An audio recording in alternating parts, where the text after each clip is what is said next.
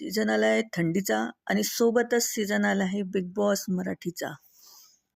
सगळे मिळून मस्त एन्जॉय करू आणि बघूया कोण कोण नवीन कंटेस्टंट आले आहे.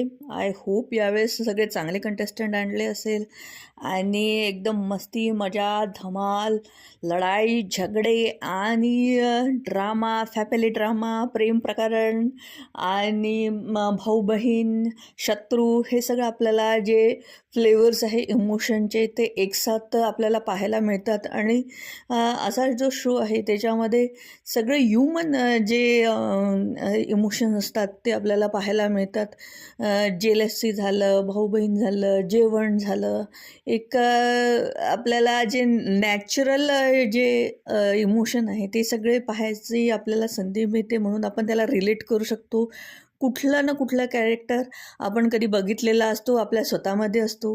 कुठली तरी गोष्ट झालेली असते खाण्यावरून, कपड्यांवरून, कॉम्पिटिशनमध्ये, आणि ती गोष्ट आपण रिलेट करतो. म्हणून आपल्याला हा बिग बॉस जो शो आहे तो आपल्याला रिलेटेबल वाटतो आणि सगळेजण त्याला एन्जॉय करतात.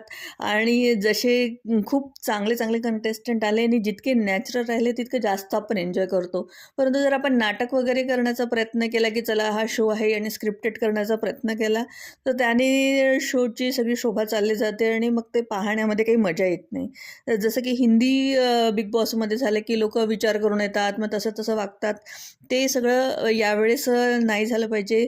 नॅचरल लोक आले पाहिजे, नॅचरल रिलेशन झाले पाहिजे आणि त्यांचं वागणं पण नॅचरल झालं पाहिजे. तेव्हा मग पाहण्यामध्ये आपल्याला मजा येईल.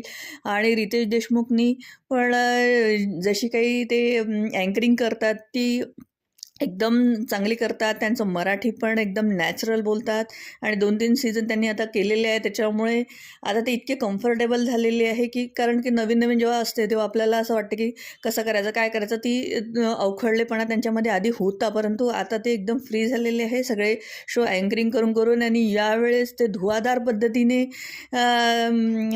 कंटेस्टंटला समजवतील अशी आपण होप करू. चला तर मग आपण सगळे मिळून बघूया big boss Marathi season 6. Thank you.